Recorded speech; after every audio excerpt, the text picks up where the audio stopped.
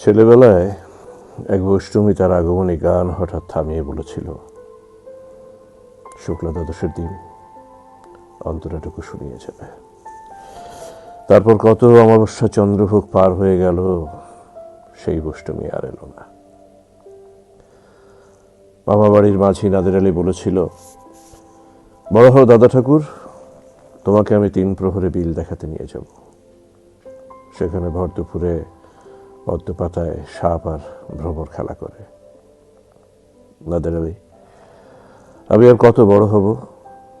আমার মাথায় ঘরের ছাদ ফুঁড়ে আকাশ স্পর্শ করলে তারপর তুমি আমায় 3 প্রহরের বিল দেখাতে নিয়ে যাবে। একটা রয়্যাল গুলি কিনতে পারিনি কখনো। লাঠি লজেন্স দেখিয়ে দেখিয়ে চুষেছে লস্কর বাড়ির ছেলেরা। ভিখিরির মতন চৌধুরীদের গেটে দাঁড়িয়ে দেখেছি ভিতরের আসুৎসব। অবিরল রঙের ধারার মধ্যে সুবর্ণ কঙ্কন পরা ফর্সা রমণীরা কত রকম আমোদে হেসেছে। আমার দিকে তারা ফিরেও চায়নি। বাবা আমার কান ছুঁয়ে বলেছিলেন, দেখিস একদিন আমরাও।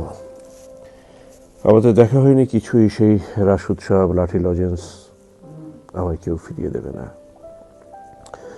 বুকের মধ্যে সুগন্ধি রুমাল রেখে বরুণা বলেছিল, যেদিন আমায় সত্যিকারের ভালোবাসবে সেদিন আমার বুক থেকে ওই রকম আতরের গন্ধ বের হবে। ভালোবাসার জন্য আমি হাতের মুঠোয় প্রাণ নিয়েছি।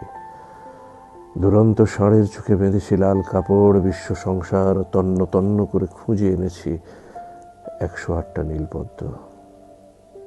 তবুও কথা রাখিনি বরুণা। কেউ কথা রাখেনি, কেউ কথা রাখে না।